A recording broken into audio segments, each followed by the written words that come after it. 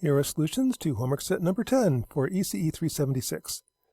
This homework set looks at Timer1 Capture and Timer1 Compare. And to do that, we're going to build a theremin.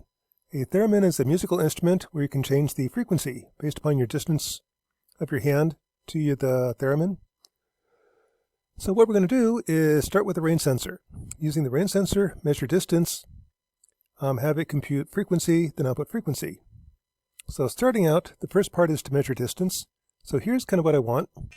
So here's the idea. I'm going to try to record or play a song like the Star Trek theme using a theremin.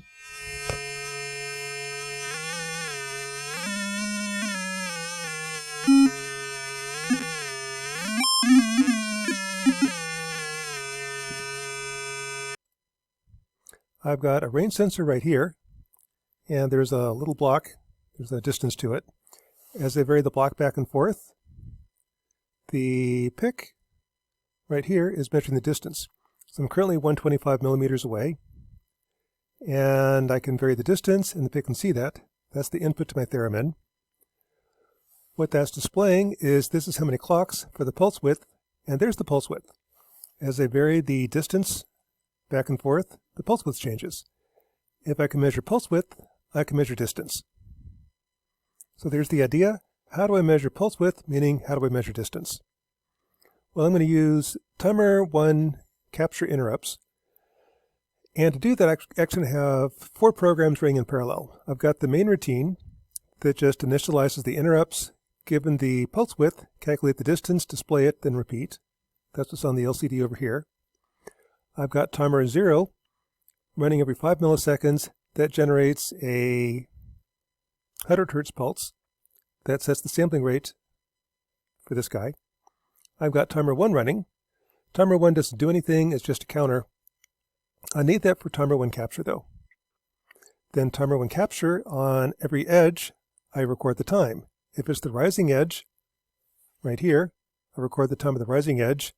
If it's a falling edge, I record the time and the pulse width. So that's the idea. These are all interrupts. Interrupts I can't put in the main routine because they're called by hardware. They're just basically parallel programs. And also the interrupts, they don't loop. They just get in, get out quickly.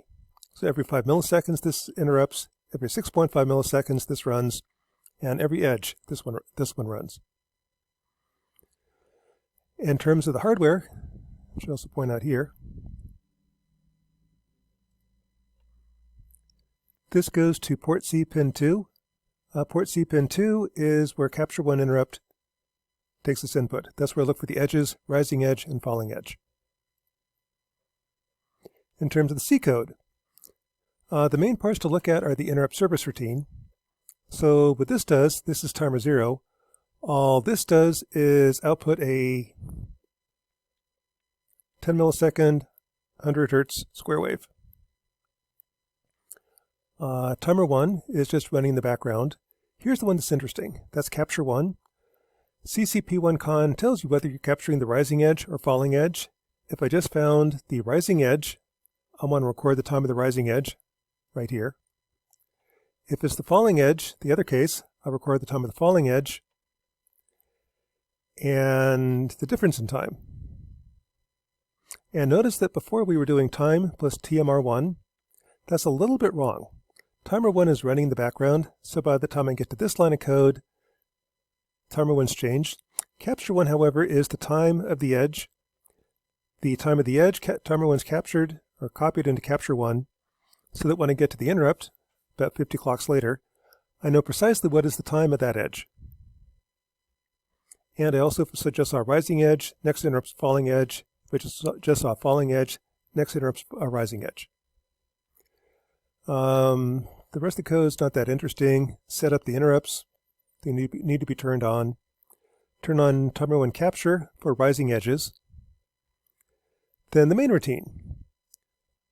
In the main routine, I know what DT is. I'm going to display the pulse width, the distance in millimeters, and the relationship is that 1 clock is 17 microns. So multiply by 17, the units are microns, times 1.7, the units are 10 microns, or 0.01 millimeter. So going back over here, I actually flip those in the code that I'm displaying here, As they vary the distance, the bottom number is the number of clocks between edges. So there's 2979 clocks. Times 1.7 gives you the distance in units of 10 microns, 5109 or 51.09 millimeters. The least significant digit is 0.01 millimeter. So there we've got a pretty consistent measurement. If you look at it, it's actually flickering a little bit. There is some noise on it. That's just kind of how noise or range sensors work. It's pretty clean, but occasionally there's noise. If I have a nice flat surface, look right here, I've got a nice flat piece of Teflon I'm using as my reflector. The range sensor kind of likes that. Gives me fairly consistent readings. Problem 3. Now that I've got my code, let's take some measurements. So at 10 centimeters, I recorded 190 data points. They're pretty consistent, occasionally jump discontinuity, a little glitch. There's the rest of it. At 300 millimeters, there's my data. That's just what it looks like. Once you have your data, I can find the mean, find the standard deviation, and later on, next week, we're going to look at some statistics, find the confidence interval. And kind of some foreshadowing. When you take the data, this one's not too bad. This one, these jump discontinuities, are going to really mess up my readings. If I can get rid of them, I'll get much better data. That's kind of what we're looking at on homework set number 11, a median filter. Get rid of these jump discontinuities. But that's coming up next week. And demonstration. And right here, I can measure distance. So that's the first 5 problems on the homework. Okay, that leads into the next part of the homework. The next part of the homework is now convert that to sound. So I've got my range sensor right here. I'm measuring distance in millimeters. I want to convert that to a frequency and now put that using Timer1 Compare. So here I've got the distance is changing. And as the distance changes, the frequency changes. So that's kind of the idea of the Theramin.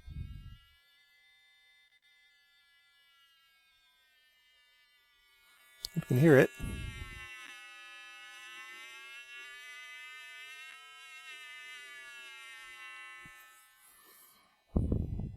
Okay, I'm going to turn off the speaker. That's kind of annoying. How we do that? Well, I'm going to do that using Timer1 Compare. First off, I want to set up my calibration function. I want to output 130 Hertz at 10 centimeters, 261 Hertz at 30 centimeters. And to do that, I can do a calibration function. I'm going to use a linear one. So this is your N1. That's the number of clocks between edges. That's the DT we saw before. I want that to output 130 Hertz. And the second one output 261. So there's some relationship between the two. I'm just going to do a straight line curve fit endpoint calibration. So the first one is at 10 centimeters, the number of clocks between edges is 5830. I want to output 130 Hertz. The number of clocks between edges at 130 Hertz, that's something we've done quite a bit, is 10 million divided by 2 divided by frequency. I want this to be 38,000 clocks. That's at 10 centimeters when N1 is 5830. At 30 centimeters, I want to output 261 Hertz. That corresponds to 19,111 clocks. So with that, I can do my curve fit. Given N1, calculate N2. So the slope is change in output over change in input, minus 1.68, plus the DC offset. Y equals AX plus B. There's my linear curve fit.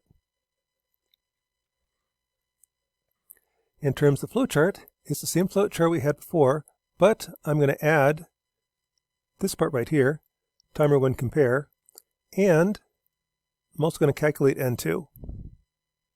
And I actually had problems when I did this. I actually moved that into my main routine to calculate N2. That was just because this uses some floating point multiplies that really slows it down. The interrupts want to get in and get out really quick. The main routine is where I'm actually going to calculate N2 that sets the frequency for Timer1 Compare 2 interrupt. The interrupt service routine is same as before, timer 0 that just sets the sampling rate for the range sensor. Timer1 just measures time. Capture1, that's the rain sensor. Here's the one I just added. On Timer1 Compare, I can either set or clear port C pin 1 on the interrupt. I'm going to toggle it. If I just set it, I'm going to clear it. If I just cleared it, I'll set it. Set up the next interrupt, N2 clocks in the future.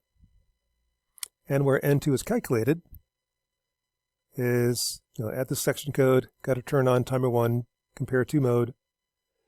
N2 is calculated right here.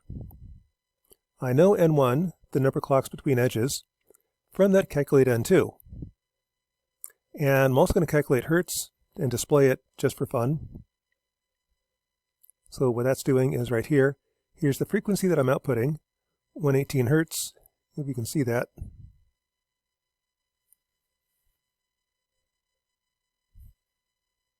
So at 100 millimeters, 10 centimeters, that should be 130 hertz. And that matches up on the oscilloscope and my frequency counter. As I move away, at 30 centimeters, somewhere in there, should be 260 hertz.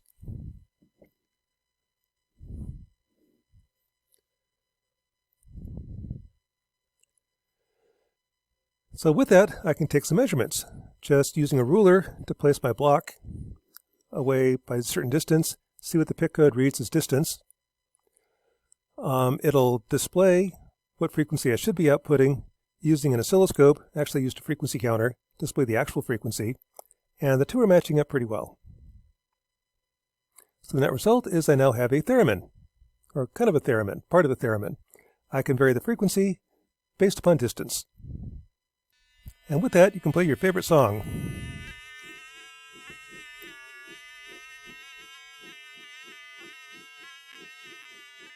Kind of need a volume control. So that'd be the other half of the theremin. But anyway, that's homework set number 10 for ECE 376.